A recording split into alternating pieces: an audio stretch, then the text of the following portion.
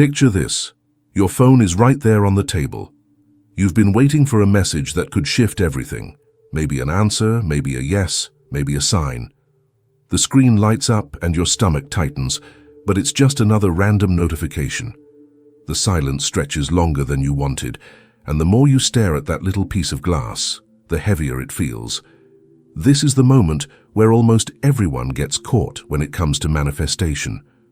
Not in the dream boards, not in the endless affirmations, not even in the clarity of knowing what you want. It's in the gap, that invisible space between I asked and it showed up. That's where the real game is happening. Here's the shocking truth. Quantum manifestation isn't complicated. In fact, it's embarrassingly simple. And that simplicity is exactly what makes people miss it. We've been conditioned to believe that if something is powerful, it has to be hard. That if reality can actually bend, then we must suffer and strive and repeat elaborate rituals to prove we've earned it. But what if the opposite is true? What if the very effort to prove your worth is the thing that scrambles your signal? Because the mechanics of manifestation aren't about how hard you try, they're about how deeply you embody. Physics whispers this in its own language. The observer is not passive. The act of looking, of holding a certain state, actually shifts what collapses into reality. And the signal the field receives is not your wish list. It's your nervous system, your frequency, your embodied now. That's why waiting with tension keeps you waiting. That's why desire, when soaked in scarcity, turns into delay. And that's why so many people think manifestation doesn't work. Not because it's mystical nonsense, but because they're trying to force what only responds to resonance. Over the next minutes, I want to pull the curtain back. I'll show you why manifesting is more like tuning into a radio station than begging some distant force to deliver. And once you hear this differently, it may feel less like work and more like finally remembering how to listen. Think about how a radio actually works. You don't create the music. You don't force the signal to exist. The music is already in the air, streaming on different frequencies all at once. All you do is turn the dial and suddenly, one station becomes clear while all the others fade away. Manifestation works exactly the same way. Reality isn't a blank canvas waiting for you to paint from scratch. It's more like a field of infinite stations already playing, timelines, possibilities, outcomes that all exist in potential. And the role of your consciousness, your state, is the tuner.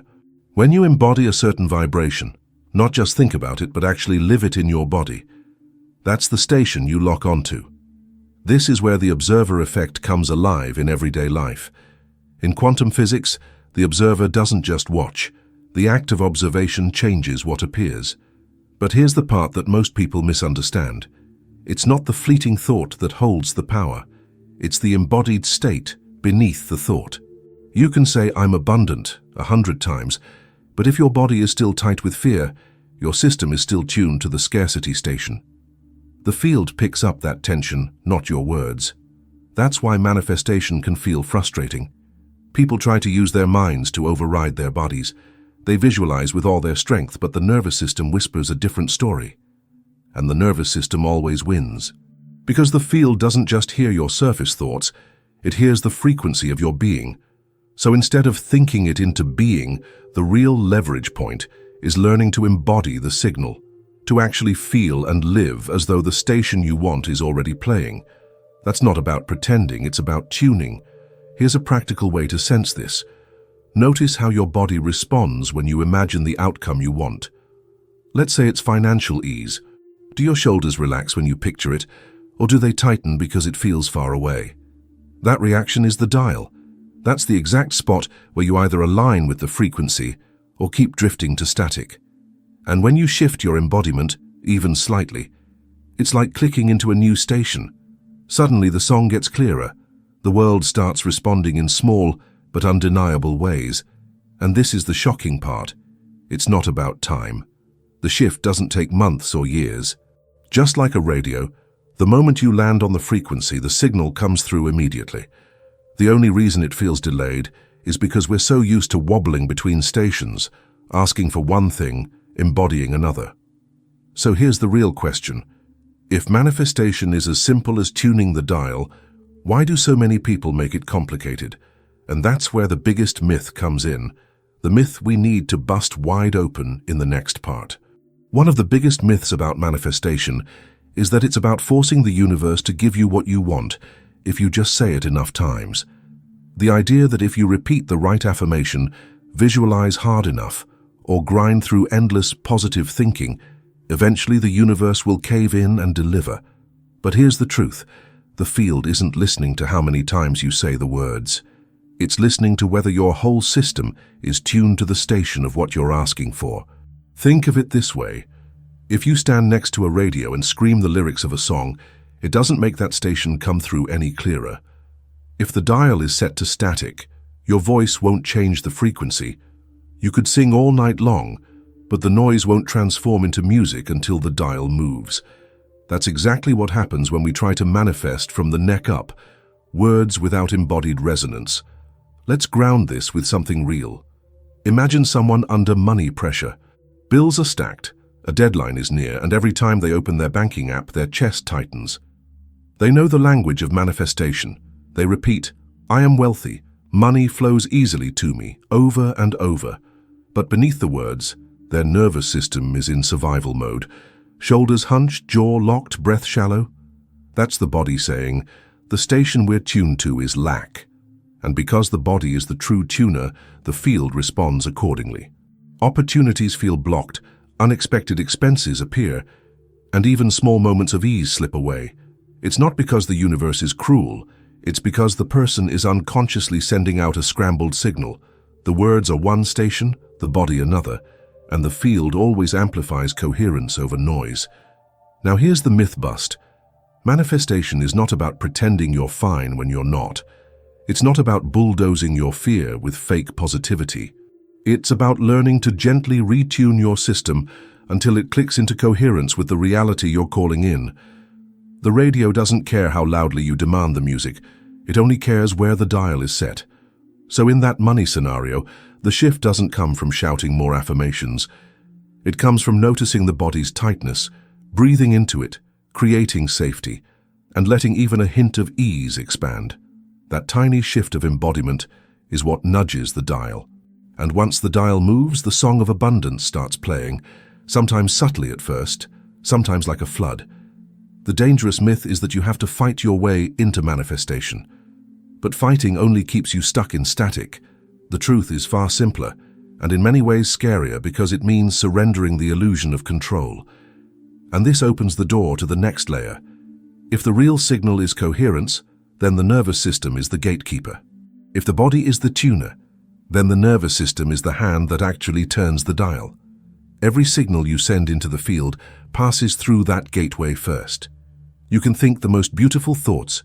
You can dream in vivid detail, but if your nervous system is locked in fight or flight, the frequency that broadcasts out is one of urgency, fear, and contraction. And urgency never harmonizes with what you're calling in. Have you ever noticed that the moments you're most desperate are the moments when things slip further away? That's not coincidence, that's physics. The nervous system literally narrows perception when it feels unsafe. It cuts off possibilities, blinds you to openings, and keeps you tuned to the same survival station on repeat. But when the system feels safe, the opposite happens. The body relaxes, the breath opens, the heart rate steadies, and suddenly, coherence is possible. This is what scientists have measured in what's called heart-brain synchronization. When the body is regulated, signals between the heart and brain flow in harmony, creating a measurable electromagnetic field that radiates stability. That field is what the universe locks onto. So here's the secret. Before you try to shift your reality, you have to shift your state of safety. Without that, all the affirmations in the world are like singing into static. With it, you become a clear channel. Let's actually try this right now. You don't need candles or mantras, just 30 seconds with yourself. Close your eyes if you can. Place one hand on your chest, the other on your belly. Take a slow inhale, not forcing, just allowing air to fill both hands. Hold it gently for a beat. Now exhale longer than the inhale, as though you're releasing a weight you've been carrying. Do this again. Inhale gently, exhale slowly. And as you breathe, picture yourself adjusting a dial on a radio. With every long exhale, Imagine you're moving closer to a station where the music comes in clearer. Not perfect yet, just clearer. Keep going for 3 breaths. Now notice, are your shoulders a little looser? Is your chest less tight? That tiny shift is coherence beginning. You didn't force the universe, you simply tuned yourself to a different signal. This is where manifestation actually begins. Not in the lofty visions, but in these subtle, embodied adjustments. And the beautiful part is, the nervous system responds quickly. Even 30 seconds of safety creates a ripple effect that changes how the field hears you. When you start practicing this daily, coherence becomes easier. You notice sooner when you're tuned to static. You learn to soften, to breathe, to shift the dial without judgment. And once you hold that coherence more consistently, the field doesn't just listen, it sings back. But here's the catch. Coherence alone isn't the full story. Because the station you're tuned into isn't just a temporary feeling. It's tied to something deeper, your identity. And that changes the entire game. Think about how many times you've managed to slip into a good state for a moment. You take a walk, breathe deeply, maybe even do the practice we just went through, and for a few minutes the world feels lighter. Your body softens, your vision expands, the song you want feels closer. But then, the bill reminder comes, the email lands, or someone's words trigger an old wound. Suddenly you're back on the survival station. Static again. This is where most people stop. They chase states. They think manifestation is about stringing together enough moments of calm, enough visualizations, enough high vibes. And yes, those states matter. But here's the hard truth. A state is like briefly tuning to a station without locking it in. You hear the music for a moment, but then the dial drifts and static takes over again. What actually holds the station is identity. Who you believe yourself to be at the deepest level. That's the anchor. A state flickers, identity stabilizes. If you see yourself as someone who is always behind, always struggling, always waiting, then even when you briefly feel abundant, your system eventually retunes back to the old identity. That's why people say, I try to manifest, but it never lasts. It's not that it doesn't work. It's that the dial is still magnetized to the old setting. Identity isn't just what you think about yourself. It's the sum of your subconscious programming, your body memory, the stories you've lived so many times they feel like truth. And because the field amplifies coherence, it keeps reflecting back the identity you hold most consistently, not the one you wish for in fleeting moments. Here's the breakthrough. When you shift identity, the station doesn't just play differently for a moment, it stays there. Your nervous system organizes around it. Your choices naturally align with it. Opportunities resonate with it. It becomes less about forcing yourself into temporary states and more about living from a foundation that automatically tunes to the music you want. For example, you could have a state of confidence in a job interview, shoulders back, steady voice. But if your identity is still, I'm not good enough, then no matter how well you perform, the vibration underneath is shaky. But if your identity truly shifts to, I am capable, I belong here, then confidence isn't a trick you pull out for the moment. It's the baseline. The station is locked in, and the field responds to that. This is why the deepest manifestation work isn't about stacking more affirmations. It's about upgrading who you are in the eyes of your own nervous system. Because the universe isn't negotiating with your surface moods, it's harmonizing with your baseline identity. And here's where it gets even more radical. Every identity you could ever step into already exists as a station on the dial. Each one carries its own reality, its own timeline. Which means shifting identity isn't just self-improvement, it's timeline selection. And once you see that, the whole game of manifestation explodes into something much bigger than you've ever been told. If identity is the anchor that holds the dial, then each identity is also a portal to an entirely different timeline. Think of it like this. Every station on the radio isn't just playing a different song, it's broadcasting a whole different world. When you tune into jazz, you enter one atmosphere. Switch to rock, and the energy shifts completely. Each station has its own rhythm, its own reality. Your identity works the same way. The moment you embody the identity of someone who is always behind, Your system locks onto the timeline where life keeps proving that story true. But the moment you shift into I am capable, I am supported, you're no longer just feeling different. You're inhabiting a parallel station where opportunities, people, and experiences resonate with that new baseline. This is why two people can walk into the same room and experience completely different worlds. One tuned to scarcity sees competition, threat, and judgment.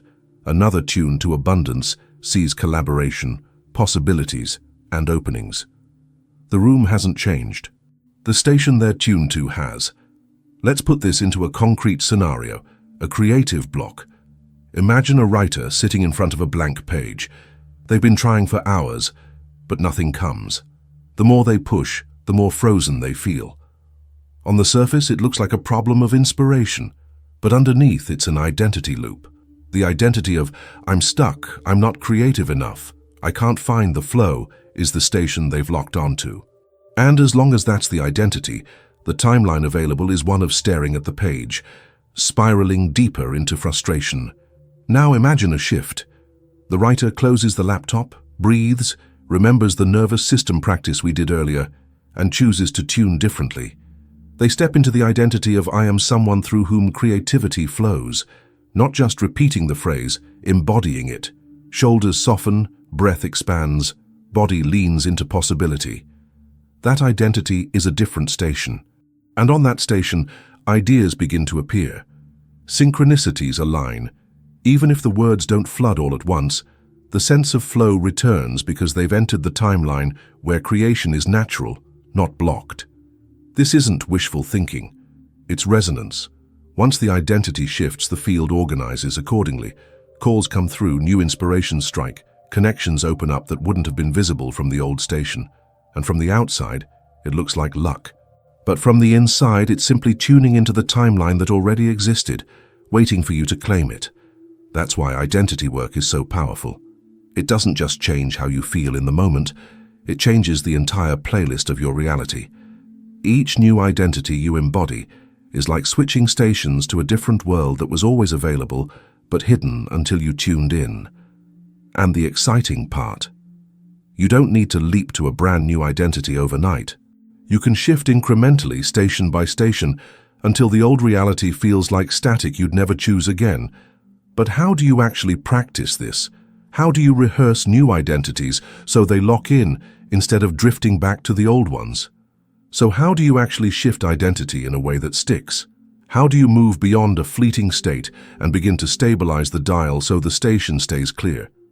The key is rehearsal, but not the forced kind most people imagine. Rehearsal here isn't about repeating empty words. It's about embodying a new signal until your nervous system recognizes it as home. Let me give you a toolkit, a few practices you can use daily to anchor new identities. Tool 1. Bridge statements. Instead of trying to leap from I'm broke to I'm wealthy, which your body doesn't believe, use bridge statements. These are gentle shifts that create resonance instead of resistance. For example, I'm learning what financial ease feels like. Or even more and more I notice how support shows up. These statements don't demand that you override your current reality. They tune the dial just a little so the static eases and a new signal begins to come through. Tool 2. Somatic anchors. Your body needs cues it can trust. Choose one physical gesture, maybe pressing your hand to your chest or opening your arms wide, and pair it with the felt sense of your desired identity. Each time you rehearse, use the same anchor. Over time, your nervous system begins to associate that gesture with the station you're choosing. This turns your own body into a portable tuning device. Tool 3. Embodiment drills. Pick one identity you're stepping into. Let's say, I am a confident communicator. Then spend 2 minutes walking around your room as if that identity were already true. Not forcing, not pretending, simply asking, how would my shoulders move? How would I breathe? How would I look around? By embodying it physically, you're teaching your nervous system that this isn't a fantasy, it's an available frequency. Tool 4. Microvisions. Instead of trying to visualize an entire perfect future, pick tiny moments that feel accessible. For example, seeing yourself opening an email with good news, or sitting at dinner relaxed because the bill is already covered. These small, believable visions build coherence far faster than abstract, overwhelming ones. Each microvision is like catching a clear note of the song before the whole melody plays. Now, if you weave these tools together, you create a mini protocol. Start with a bridge statement to soften resistance, activate your somatic anchor, embody the identity in movement for a few minutes, and finish with one microvision. The entire practice can take less than 10 minutes, but repeated daily, it trains your system to recognize the new station as its baseline. Here's the part that most people miss. This isn't about pretending. It's about becoming coherent with the reality you're already tuned to. Once your nervous system feels safe in that identity, it stops wobbling back to the old station. And then, manifestation doesn't feel like effort. It feels like the natural soundtrack of who you are. And I'd love to hear this from you. Have you noticed that the moment you stopped gripping so tightly, what you wanted finally started to appear? Tell me your story in the comments. It might unlock someone else's leap. But of course, the path isn't always smooth. Even with these tools, there are traps, urgency, split signals, the urge to over-control, that can pull you right back into static. And learning how to transmute those traps is the next layer. Even with the best tools, certain traps pull us right back into static. These traps are sneaky because they don't look like blocks. They feel like effort, like you're doing something to help your manifestation. But in truth, they scramble the frequency. Let's name them clearly so you can spot them in your own life. The first trap is urgency. Urgency is that tight, buzzing feeling of, it has to happen now or else. You might recognize it in the way your chest clenches when you check your bank balance, or the way you refresh your messages, hoping for that one reply. Urgency seems like focus, but what it's really broadcasting is panic. And panic tunes you to the station of delay. How do you transmute urgency? By expanding time. Try this. Whenever urgency grips you, take 3 slow breaths and whisper, even if it doesn't happen today, I'm still safe. That phrase doesn't push the manifestation away. It releases the time pressure, which allows the nervous system to retune. Because the truth is, when you relax your grip, the field responds faster, not slower. The second trap is split signals. This is when part of you is asking for one thing while another part is embodying the opposite. For example, you say you want love, but deep down, you don't feel safe being seen. Or you affirm abundance, but you secretly believe money makes people selfish. Split signals create static because the field can't amplify 2 conflicting stations at once. To transmute split signals, you need honesty. Ask yourself, is there a part of me that doesn't actually feel safe with this desire? Then instead of shaming that part, listen to it. Maybe the part that resists love is afraid of rejection. Maybe the part that resists wealth fears being judged. Once you witness the hidden station, you can soothe it, with breath, with compassion, with new beliefs, until your signal becomes whole. The third trap is over-control. This one is subtle. Over-control looks like scripting every detail, micromanaging every outcome, obsessively checking whether the manifestation is working. But control broadcasts fear disguised as discipline. It's like holding the radio dial so tightly that your hand shakes and the station never quite clears. The antidote is surrender. Not passive giving up, but active trust. You set the frequency through your identity, then let the field handle the how. A practical tactic. Whenever you catch yourself obsessing, say aloud, that part is not mine. My part is to stay tuned.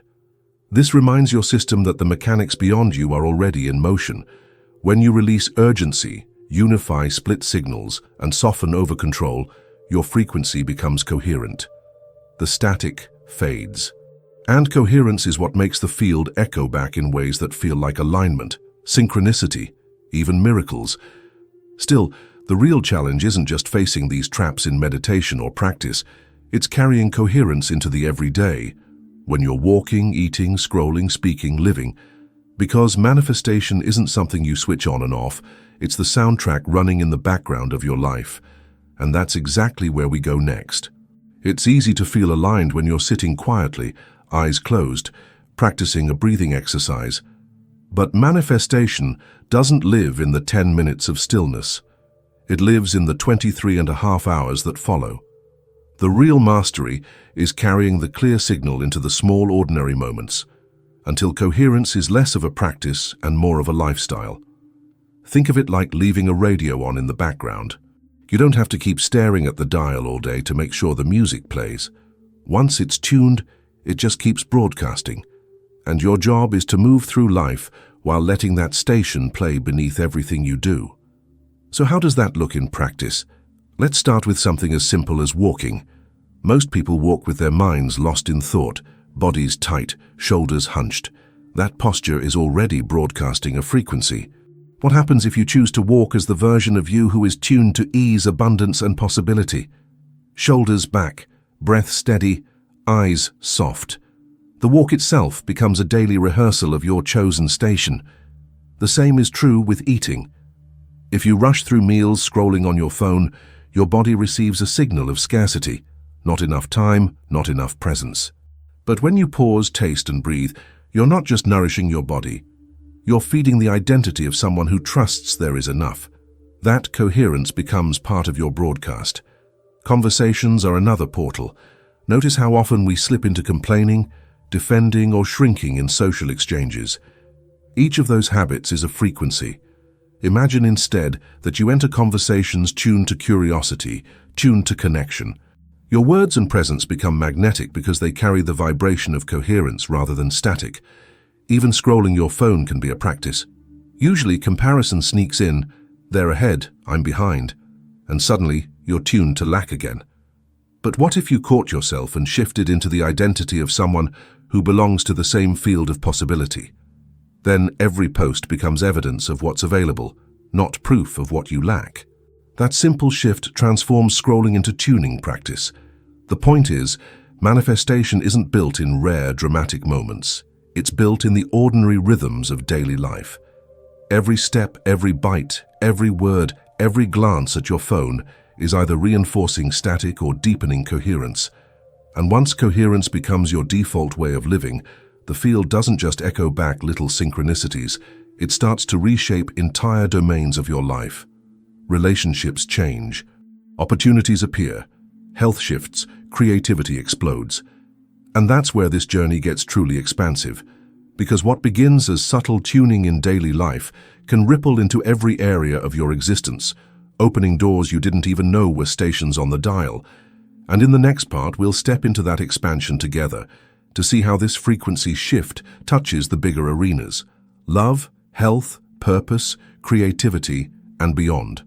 Once coherence becomes your baseline in the small moments, it naturally begins to spill over into the bigger arenas of life. Because the field doesn't compartmentalize. It doesn't say, this vibration only applies to money, not to love, or you can tune into confidence at work, but not in your body. Frequency flows everywhere. When you stabilize a station, the music plays across every domain. Let's start with relationships. When your nervous system is tuned to fear or lack, every interaction feels like a test. Will they accept me? Will they stay? Will they leave? That static pushes people away or creates constant drama. But when you live from the identity of, I am safe to love and be loved, your field broadcasts security. You don't have to perform or chase. Connection finds you, because the resonance of safety is irresistible. Now think about creativity. Earlier, we touched on the blocked writer, but on a larger scale, coherence turns your entire life into a creative flow. When you're tuned to inspiration, ideas don't trickle, they stream. Conversations spark projects, dreams turn into actions, opportunities align. It feels less like you're inventing from scratch and more like you're downloading music that was always there on the station, waiting for you to tune in. Health is another domain where coherence changes everything.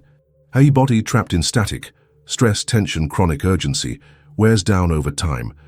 But a body bathed in coherent signals reorganizes itself. Breath deepens, digestion improves, immune function steadies. It doesn't mean you bypass medical care, but it does mean you become an ally to your own healing. The body thrives when the signal is calm and steady. And then there's purpose. Many people chase purpose as if it's something to discover out there, hidden under a rock. But purpose is a frequency, not a puzzle. When you embody the identity of someone aligned, the activities, relationships, and opportunities that resonate with that purpose show up naturally. It's not a hunt, it's a tuning. Let me ground this in a fresh example: athletic performance. Imagine someone standing at the starting line of a race. Their body is ready, but their mind is spiraling. What if I fail? What if I embarrass myself? What if I'm not good enough? That internal static drains energy before the race even begins. Now contrast that with an athlete who has rehearsed coherence. Heart steady, breath smooth, identity anchored in "I am the kind of person who runs with flow." The difference isn't just mental. Muscles respond differently. Reaction time sharpens, endurance stretches. Same body, different station. And the outcome follows. This is why people sometimes look at someone else's life and say, they're just lucky. But luck is often just coherence made visible. The ones who seem to magnetize love, opportunities, health, or success aren't doing more. They're tuned differently. They're living on a station where those outcomes are the default playlist. And here's the empowering part. You don't need to wait decades for this expansion. The moment you shift the station in one area, the ripple effect touches all the others. Because the field doesn't fragment, it harmonizes. But if coherence can ripple outward into every domain of life, then there's an even bigger question underneath all of this. What if this entire process isn't just psychological or practical, but deeply spiritual? Up until now, we've been talking about manifestation in terms of physics, embodiment, and daily practice. But there's another layer, one that makes the entire process both humbling and liberating. Because when you really look at it, tuning the station isn't just about you. It's about syncing with something much larger that's already playing. Think about the radio metaphor one more time. You don't invent the songs, they exist whether or not you're tuned in. And if you zoom out far enough, you realize the airwaves are filled with an endless flow of music, more than you could ever listen to in a lifetime. That's the paradox of manifestation. On one level, you are the chooser, turning the dial. On another, you are also being played by a frequency much vaster than your personal will. This is where surrender enters. Most people mistake surrender for weakness, as though letting go means you'll lose your power. But the truth is the opposite. Control shrinks the signal, surrender expands it. Because surrender doesn't mean doing nothing, it means trusting that the music is already there, and your role is to harmonize with it rather than fight it. You've probably felt this paradox in small ways. Maybe there was a time you wanted something so badly that you pushed and pushed, but nothing moved. Then one day, you exhaled, stopped gripping so tightly, and suddenly, the thing showed up, with ease. That wasn't coincidence. That was surrender amplifying coherence. And here's what makes this spiritual. When you surrender, you're not just tuning into a personal timeline. You're aligning with an intelligence that threads through everything. Call it the quantum field, call it life, call it source. Whatever name you prefer, the essence is the same. There's a rhythm that wants to move through you, a song that's not separate from you, but also not limited to your small self. When you embody coherence, you don't just create outcomes for yourself. You become part of a larger resonance that lifts others. People feel it when they're around you. The calm, the clarity, the possibility. It's contagious because coherence is not a private event. It radiates. This is why some mystics and scientists alike talk about heart-brain coherence not just as a personal practice, but as a planetary one. When individuals regulate their nervous systems and tune to frequencies of safety, compassion, or joy, the electromagnetic fields they emit actually influence others. In other words, your manifestation is never just yours. It's a contribution to the shared station we all live in. And here's the existential leap. If manifestation is about syncing with this larger intelligence, then the question is no longer, how can I force reality to give me what I want? But rather, how can I become a vessel for the reality that already wants to flow through me? That shift from demand to alignment is the essence of spiritual manifestation. It's not passive, it's deeply active. But the activity comes from resonance, not resistance, from tuning in, not fighting against. And that paradox, surrender as the ultimate strength, is the doorway to a kind of ease most people never allow themselves to touch. So where does that leave us? If manifestation is this simple, this embodied, and this connected to something greater, then the real challenge isn't figuring it out. It's daring to live it fully. So here we are. We've pulled the curtain back on something that was never as complicated as it seemed. Manifestation isn't about shouting into the void, begging for miracles, or stacking rituals until you're exhausted. It's about tuning. One dial, one frequency, one embodied signal at a time. Think of your life right now like a radio resting on a table. The air is already full of songs, infinite stations, infinite timelines, infinite versions of you. You don't have to create them. They're already broadcasting. All you do is choose which one you allow to become clear. And that choice isn't made with your words alone. It's made with your breath, your nervous system, your identity. It's made with who you're willing to be in this very moment. When you tune to urgency, the static of fear plays louder. When you split your signals, the music gets scrambled. When you grip the dial with control, the hand shakes and the song keeps cutting out. But when you soften, breathe, embody safety, and anchor into an identity aligned with the outcome you long for, suddenly the song is unmistakable, clear, strong, resonant. And here's the miracle. Once you lock onto a station, the world reorganizes around it. People show up who match the frequency. Opportunities click into place. Health begins to shift. Creativity flows. Not because you forced reality to bend, but because you finally tuned yourself to the reality that was waiting for you all along. So the shocking truth? Manifestation really is easier than anyone wants to admit. It's not reserved for mystics or masters. It's not a secret code. It's simply remembering that you are the tuner, that every moment is an invitation to shift the dial, and that the field, this vast intelligence we're all part of, is always listening, always ready to echo back the station you choose. The only question that remains is, which song are you ready to let play as the soundtrack of your life?